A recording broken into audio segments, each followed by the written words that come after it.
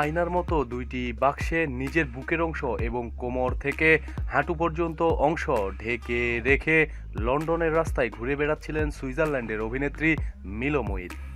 হাতে একটি হ্যান্ডব্যাগ নিয়ে ওই মিরর বাক্সের মধ্যে হাত দিতে লোকজনকে আকৃষ্ট করছিলেন তিনি। পথচারীরা চাইলেই ওই বাক্সে হাত দিয়ে মিলোর স্তন কিংবা যৌনাঙ্গ ৩০ সেকেন্ডের জন্য ধরে দেখতে পারে। চলতি বছর নববর্ষর অনুষ্ঠানে জার্মানির কোলোনেতে নারীদের যৌন নিপীড়নের ঘটনার প্রতিবাদে এমনটাই করছেন বলে জানান তিনি।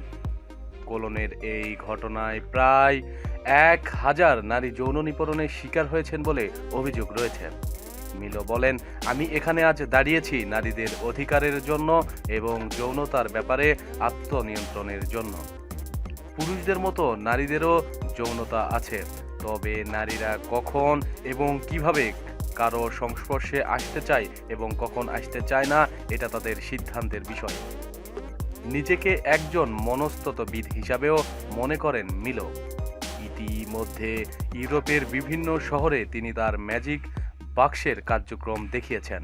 তবে লন্ডনের ট্রাফালগার স্কোয়ারে পৌঁছানোর পরই এ কাজের জন্য আটক করে পুলিশ। ২৪ ঘন্টা কারাদণ্ড দেওয়া হয় তাকে, জরিমানাও করা হয়। প্রতিদিন সব খবরাখবরের জন্য সাথেই থাকুন এবং সাবস্ক্রাইব করুন। ধন্যবাদ।